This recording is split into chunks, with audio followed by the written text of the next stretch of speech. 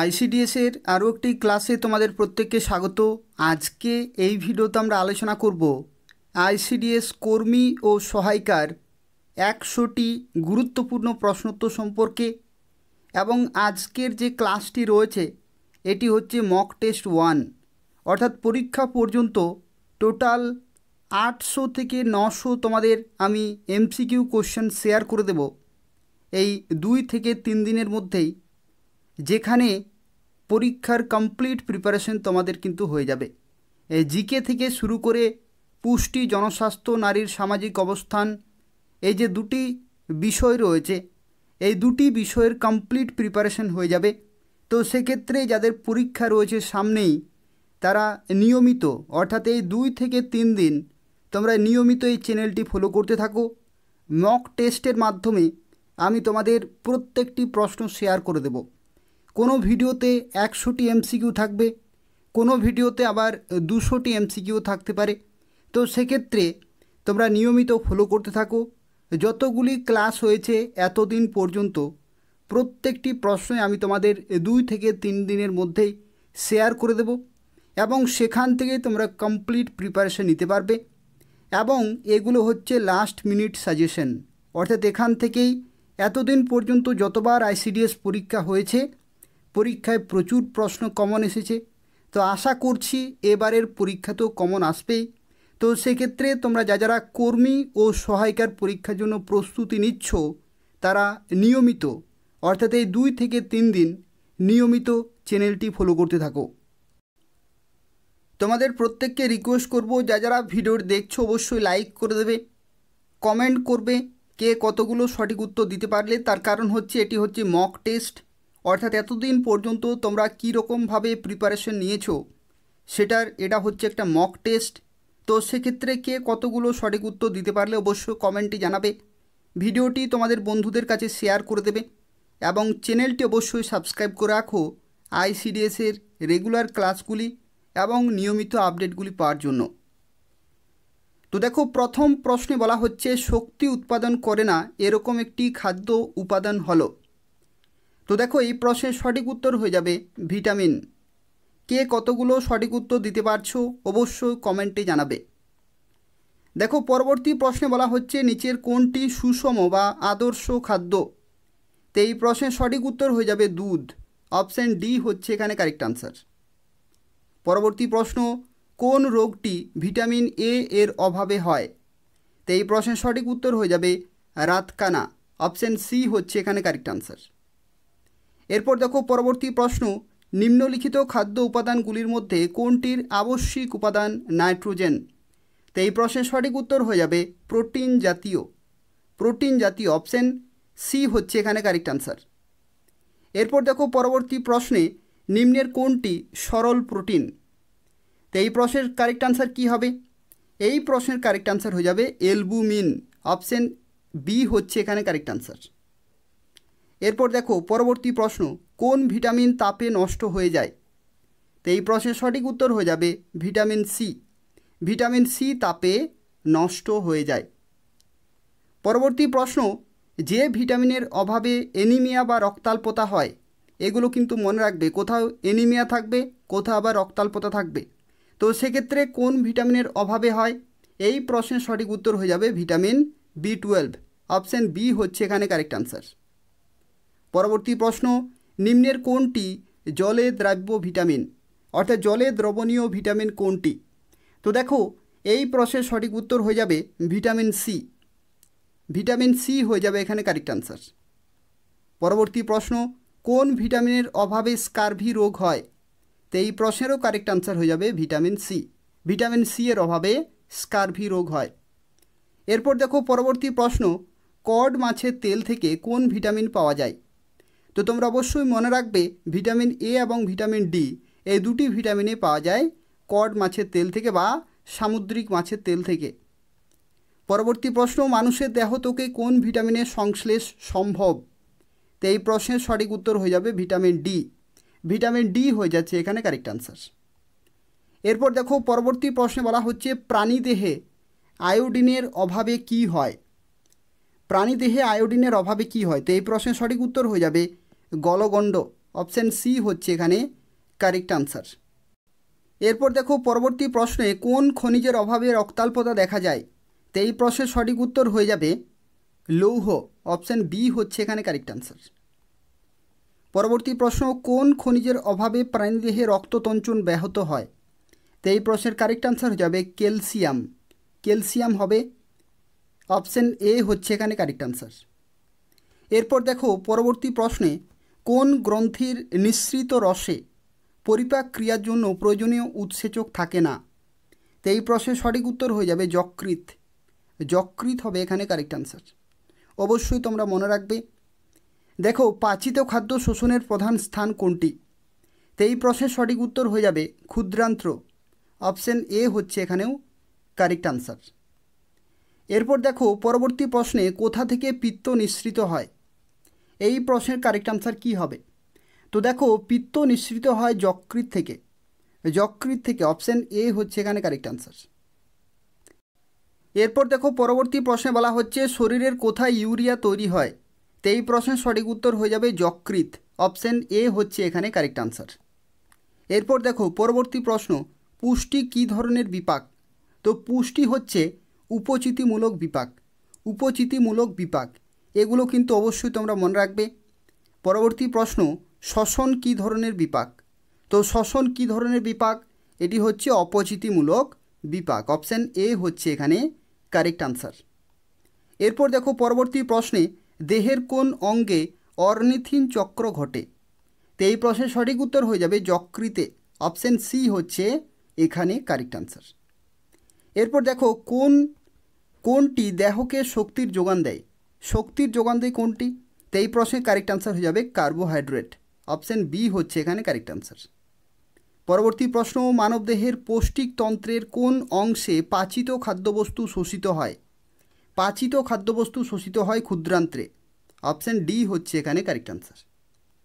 পরবর্তী প্রশ্ন দুধে যে খাদ্য উপাদানের অভাব থাকে তা হলো, অভাব থাকে বলা হয়েছে, তো সেক্ষেত্রে দেখো এখানে কারেক্ট আনসার হয়ে যাবে এফি এবং ভিটামিন সি, এফি অর্থাৎ অপশান বি হচ্ছে এখানে কারেক্ট আনসার।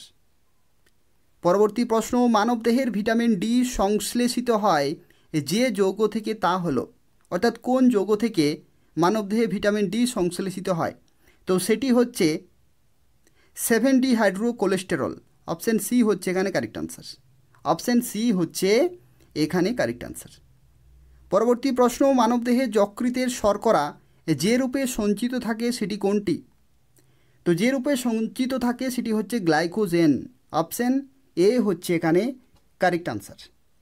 কে কতগুলো সঠিক উত্তর দিতে পারছো অবশ্যই কমেন্টে জানাবে এবং তার পাশাপাশি তোমরা প্রত্যেকেই ভিডিওটি লাইক করে দেবে। দেখো পরবর্তী প্রশ্নে বলা হচ্ছে পিত্তরসের যে উৎসেচকটি থাকে সেটি হলো, তো দেখো এই প্রশ্নের কারেক্ট আনসার কী হবে? এই প্রশ্নের কারেক্ট আনসার হয়ে যাবে কোনো উৎসেচক থাকে না। তোমরা অবশ্যই মনে রাখবে পিত্তরসের মধ্যে কোনো উৎসেচক থাকে না, অপশান ডি হচ্ছে এখানে কারেক্ট আনসার। পরবর্তী প্রশ্ন কোন শর্করাটি দুধে পাওয়া যায়? তো দুধে পাওয়া যায় ল্যাকটোজ, অপশান বি হচ্ছে এখানে কারেক্ট আনসার। অবশ্যই মনে রাখবে।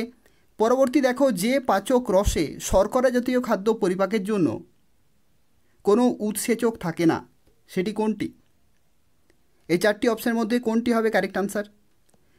তো এই প্রশ্নের সঠিক উত্তর হয়ে যাবে পাকস্থলী রস, অপশান বি হচ্ছে এখানে কারেক্ট আনসার। পরবর্তী প্রশ্ন মানব পৌষ্টিক নালীর যে অংশে শর্করা জাতীয় খাদ্য পরিপাকের উৎসেচক থাকে না সেটি কোনটি?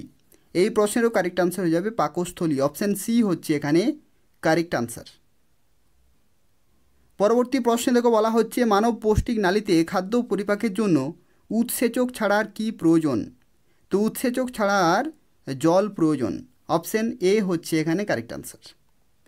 পরবর্তী প্রশ্ন মানুষের পুষ্টির তৃতীয় পর্যায় কোনটি? তো দেখো পুষ্টির বিভিন্ন পর্যায় রয়েছে, আমি তোমাদের অনেকবার বলেছি।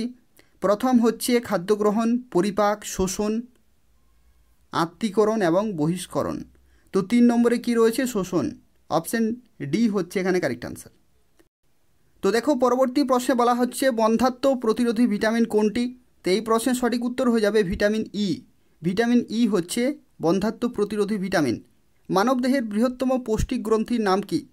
তো তো বৃহত্তম পৌষ্টিক হচ্ছে যকৃৎ, অপশান এ হচ্ছে এখানে কারেক্ট আনসার। পরবর্তী প্রশ্ন, প্রোটিনের ক্ষুদ্রতম একক কোনটি? তো প্রোটিনের ক্ষুদ্রতম একক হচ্ছে অ্যামাইনো অ্যাসিড, অপশান ডি হচ্ছে এখানে কারেক্ট আনসার। ঠিক আছে, এগুলো কিন্তু অবশ্যই তোমরা মনে রাখবে, খুবই গুরুত্বপূর্ণ একটি প্রশ্ন রয়েছে। পরবর্তী প্রশ্ন থেকে বলা হচ্ছে কোন ভিটামিনের অভাবে রাতকানা রোগ হয়? তো রাতকানা রোগ হচ্ছে ভিটামিন এ এর অভাবে হয়, ভিটামিন এ এর অভাবে হয়। পরবর্তী প্রশ্ন, রক্ত তঞ্চনে সহায়তা করে কোন ভিটামিন? তো এই প্রশ্নের সঠিক উত্তর হয়ে যাবে ভিটামিন কে, ভিটামিন কে হচ্ছে এখানে কারেক্ট আনসার। পরবর্তী প্রশ্ন, কোন ভিটামিনের অভাবে বেরি রোগ হয়? তো বেরি রোগ হয় ভিটামিন বি1-এর অভাবে, ভিটামিন বি1-এর অভাবে হয়। পরবর্তী প্রশ্ন, কোন ভিটামিনের রাসায়নিক নাম অ্যাসকর্বিক অ্যাসিড? তো অ্যাসকর্বিক অ্যাসিড হচ্ছে ভিটামিন সি, ভিটামিন সি। পরবর্তী প্রশ্ন, পাকস্থলীতে প্রোটিন পরিপাককারী উৎসেচক কোনটি? প্রোটিন পরিপাককারী উৎসেচক কোনটি? তো এই প্রশ্নের সঠিক উত্তর কী হবে? এই প্রশ্নের সঠিক উত্তর হয়ে যাবে পেপসিন। অবশ্যই তোমরা মনে রাখবে, পাকস্থলীতে যে প্রোটিন পরিপাককারী উৎসেচক সেটি হচ্ছে পেপসিন, অপশান এ হচ্ছে এখানে কারেক্ট আনসার। পরবর্তী প্রশ্ন, স্নেহ জাতীয় খাদ্য কোন উৎসেচকের সাহায্যে পাচিত হয়? কোন উৎসেচক? এটি হচ্ছে লাইপেজ, অপশান বি হচ্ছে এখানে কারেক্ট আনসার। পরবর্তী প্রশ্ন থেকে বলা হচ্ছে কমলা লেবুতে কোন ভিটামিন থাকে? তো এটা সঠিক উত্তর হয়ে যাবে ভিটামিন সি পাওয়া যায় প্রচুর পরিমাণে কমলা লেবুতে। পরবর্তী প্রশ্ন, কিসের অভাবে ঠোঁটের কোনায় ঘা হয়? কিসের অভাবে? তো এই প্রশ্নের সঠিক উত্তর হয়ে যাবে রাইবোফ্লাভিন, রাইবোফ্লাভিন, অপশান সি হচ্ছে এখানে কারেক্ট আনসার। পরবর্তী প্রশ্ন, কোন ভিটামিন লোহা শোষণে সাহায্য করে? লোহা শোষণে ভিটামিন সি, ভিটামিন সি হবে এখানে কারেক্ট আনসার। পরবর্তী প্রশ্ন, কোন ভিটামিন ক্যালসিয়াম শোষণ ত্বরান্বিত করে? ক্যালসিয়াম শোষণ ত্বরান্বিত করে ভিটামিন ডি, ভিটামিন ডি হয়ে যাচ্ছে এখানে কারেক্ট আনসার। পরবর্তী প্রশ্ন, আমলকিতে কোন ভিটামিন পাওয়া যায়? তা আমলকিতে প্রচুর পরিমাণে পাওয়া যায় ভিটামিন সি। পরবর্তী প্রশ্ন, কাঁচা ডিমের সাদা অংশে কোন অ্যান্টিভিটামিন থাকে? কাঁচা ডিমের সাদা অংশে কোন অ্যান্টিভিটামিন থাকে? তো এই প্রশ্নের সঠিক উত্তর হয়ে যাবে এভিডিন, এভিডিন, অপশান ডি হচ্ছে এখানে কারেক্ট আনসার। পরবর্তী প্রশ্ন, শিশুদের ভিটামিন ডি এর অভাবে কী রোগ হয়? ভিটামিন ডি এর অভাবে হয় রিকেট রোগ, রিকেট রোগ, অপশান সি হচ্ছে এখানে কারেক্ট আনসার। কে কতগুলো সঠিক উত্তর দিতে পারছো অবশ্য কমেন্টে জানাবে, তার পাশাপাশি প্রত্যেকেই ভিডিওটি লাইক করে দেবে। পরবর্তী প্রশ্ন, বৃদ্ধ বয়সীদের ভিটামিন ডি এর অভাবে কী রোগ হয়? তো এই প্রশ্নের সঠিক উত্তর হয়ে যাবে অস্টিওপোরোসিস, অপশান ডি হচ্ছে এখানে কারেক্ট আনসার। পরবর্তী প্রশ্ন, পাকা ফলে প্রচুর পরিমাণে কি পাওয়া যায়? তো পাকা ফলে প্রচুর পরিমাণে পাওয়া যায় ফ্রুক্টোজ, অপশান এ হচ্ছে এখানে কারেক্ট আনসার। পরবর্তী প্রশ্ন, দুধে প্রচুর পরিমাণে কি পাওয়া যায়? তো দুধে পাওয়া যায় ল্যাকটোজ, অপশান সি হচ্ছে এখানে কারেক্ট আনসার। বিভিন্নভাবে কিন্তু এই প্রশ্নটি আসে। পরবর্তী হচ্ছে মানুষের যকৃতে কোন শ্বেতসার জমা থাকে? মানুষের যকৃতে কোন শ্বেতসার জমা থাকে? তো এই প্রশ্নের সঠিক উত্তর হয়ে যাবে গ্লাইকোজেন।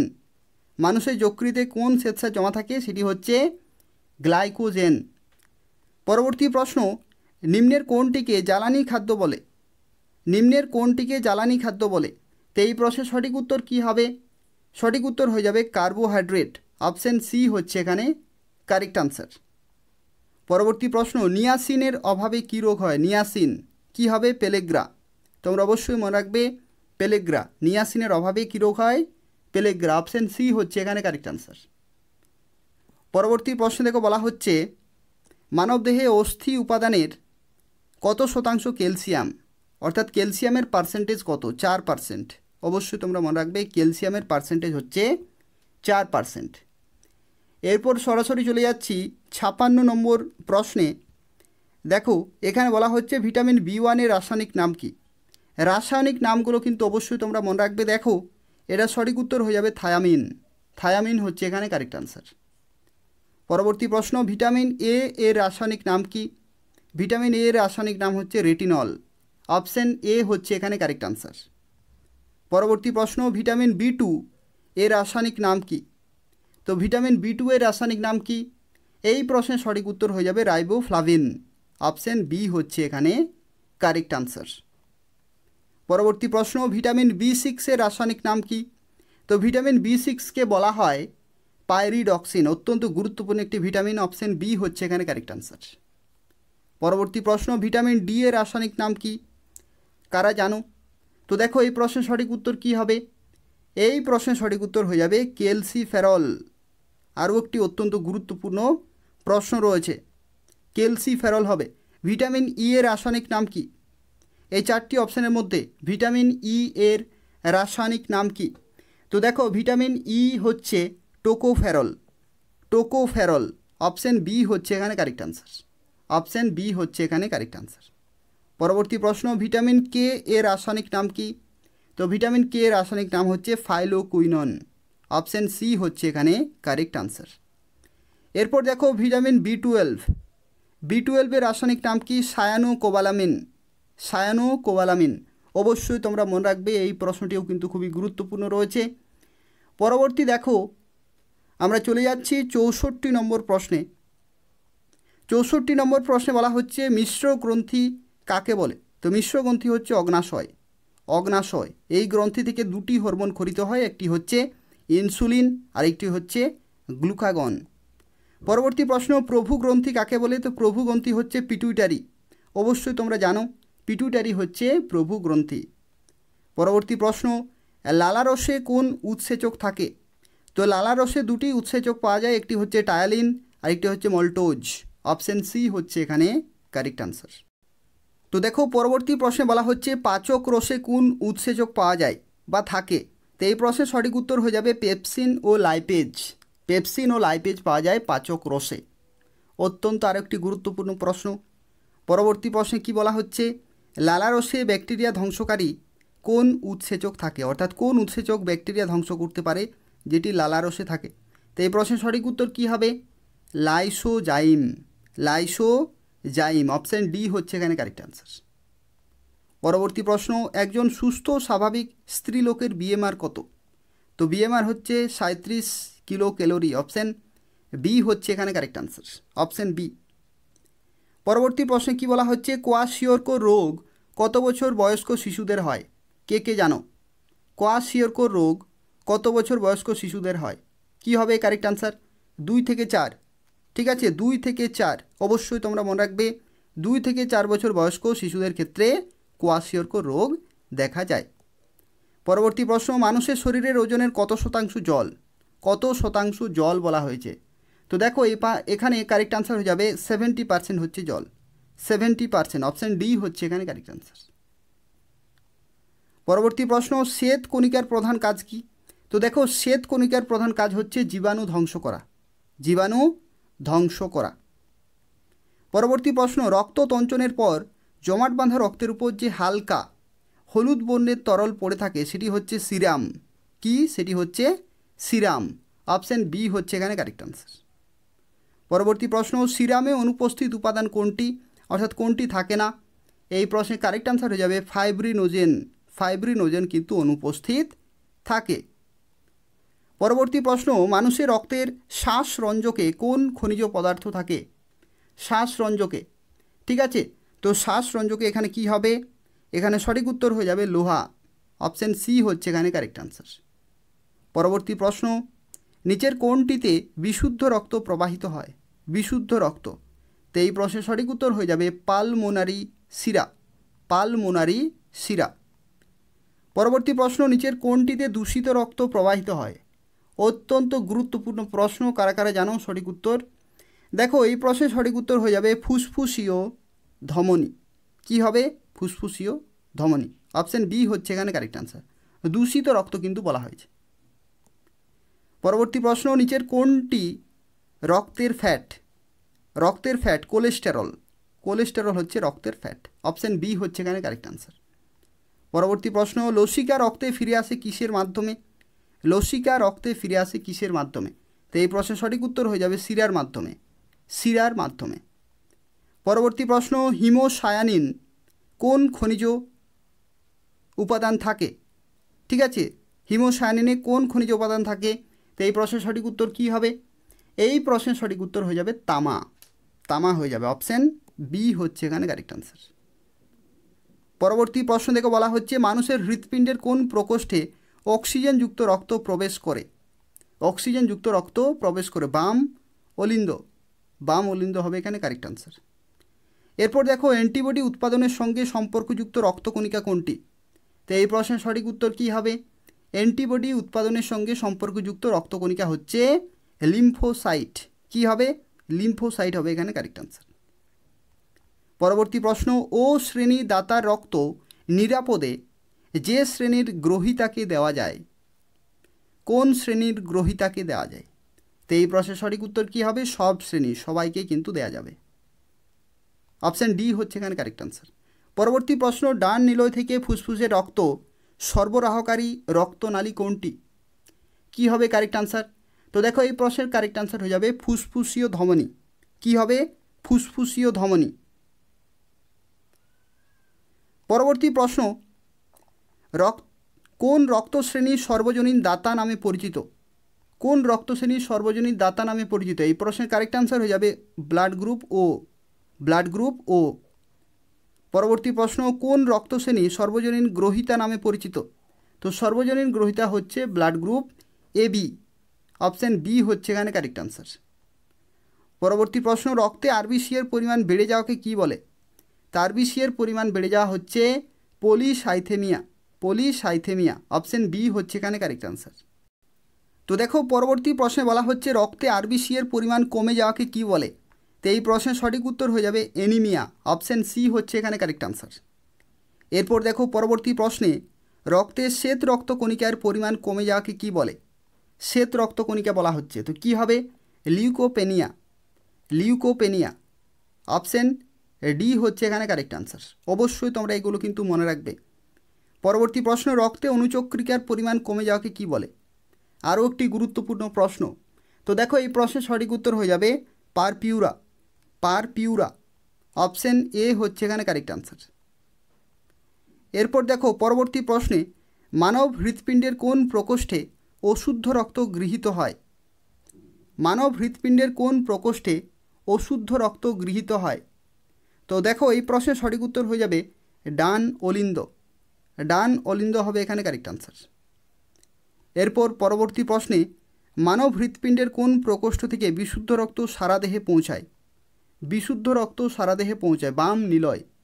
বাম নিলয়। অপশান বি হচ্ছে এখানে কারেক্ট আনসার। এরপর পরবর্তী প্রশ্নে রক্ত তঞ্চনের জন্য দায়ী রক্তকণিকা কোনটি? তো এই প্রশ্নের সঠিক উত্তর হয়ে যাবে থ্রোম্বোসাইট। থ্রোম্বোসাইট। অপশান এ হচ্ছে এখানে কারেক্ট আনসার। পরবর্তী প্রশ্ন, মানুষের রক্তে রক্তরস থাকে কত শতাংশ? তো রক্তরস থাকে কত শতাংশ? 55%, অর্থাৎ 55% থাকে। অপশান সি হচ্ছে এখানে কারেক্ট আনসার। পরবর্তী প্রশ্ন, মানুষের রক্তে রক্তকণিকা থাকে কত শতাংশ? তো রক্তকণিকার পার্সেন্টেজ কত হবে? তো দেখো এই প্রশ্নের সঠিক উত্তর হয়ে যাবে 45%। কি হবে? 45%। অপশান এ হচ্ছে এখানে কারেক্ট আনসার। পরবর্তী প্রশ্ন, মানুষের রক্তরসের মধ্যে জল থাকে কত শতাংশ? তো জল হচ্ছে 90%। 90%। অপশান ডি হচ্ছে এখানে কারেক্ট আনসার। পরবর্তী প্রশ্ন, মানুষের স্বাভাবিক হৃদস্পন্দনের হার কত? তো এই প্রশ্নের সঠিক উত্তর হয়ে যাবে 70 থেকে 80 বার। 70 থেকে 80 বার। তোমরা যারা ভিডিওর দেখছো প্রত্যেকে লাইক করে দেবে, শেয়ার করে দেবে এবং তার পাশাপাশি চ্যানেলটি অবশ্যই সাবস্ক্রাইব করে রাখো আইসিডিএসের নিয়মিত ক্লাসগুলি পাওয়ার জন্য। দেখো পরবর্তী প্রশ্নে বলা হচ্ছে সাধারণ অবস্থায় রক্তরসের পিএইচ কত? তো দেখো এই প্রশ্নের সঠিক উত্তর কী হবে? 7.3 থেকে 7.4। অপশান ডি হচ্ছে এখানে কারেক্ট আনসার। এরপর দেখো পরবর্তী প্রশ্নে বলা হচ্ছে রক্তরসে উপস্থিত অপ্রোটিন নাইট্রোজেন কোনটি? তো এই চারটি অপশানের মধ্যে কারেক্ট আনসার হয়ে যাবে ক্রিয়েটিনিন। ক্রিয়েটিনিন। অপশান এ হচ্ছে এখানে কারেক্ট আনসার। এরপর দেখো পরবর্তী প্রশ্নে বলা হচ্ছে লোহিত রক্তকণিকা তৈরির পদ্ধতিকে কি বলে? কি বলা হয়? তো এই প্রশ্নের সঠিক উত্তর হয়ে যাবে এরিথ্রোপয়েসিস। কি হবে? এরিথ্রোপয়েসিস। অপশান বি হচ্ছে এখানে কারেক্ট আনসার। অপশান বি হচ্ছে এখানে কারেক্ট আনসার। তো এই ছিল 100টি গুরুত্বপূর্ণ প্রশ্ন উত্তর যেগুলি তোমাদের আইসিডিএস কর্মী ও সহায়িকা এই দুইটি পোস্টের জন্য অত্যন্ত গুরুত্বপূর্ণ রয়েছে। এটি হচ্ছে তোমাদের প্রথম মক টেস্ট এবং এই ধরনের আরও বিভিন্ন মক টেস্ট কিন্তু আসতে চলেছে, অর্থাৎ কোনো ভিডিওতে তোমরা 100টি এমসিকিউ পাবে, কোনো ভিডিওতে 200টি এমসিকিউ পাবে, অর্থাৎ এই 2 থেকে 3 দিনের মধ্যেই 800 থেকে 900 তোমাদের এমসিকিউ কোশ্চেন শেয়ার করে দেব। সেখান থেকে তোমাদের দুটি সাবজেক্ট পুরোপুরি কমপ্লিট প্রিপারেশন হয়ে যাবে। একটি হচ্ছে জিকে বা সাধারণ জ্ঞান, আরেকটি হচ্ছে পুষ্টি জনস্বাস্থ্য থেকে। এই দুটি সাবজেক্ট কমপ্লিট প্রিপারেশন কিন্তু হয়ে যাবে। তো সেক্ষেত্রে এই 2 থেকে 3 দিন নিয়মিত তোমরা ফলো করতে থাকো এবং প্রত্যেকে অবশ্যই ভিডিওটি লাইক করে দেবে, শেয়ার করে দেবে এবং চ্যানেলটি অবশ্যই নিয়মিত ফলো করতে থাকো। ধন্যবাদ।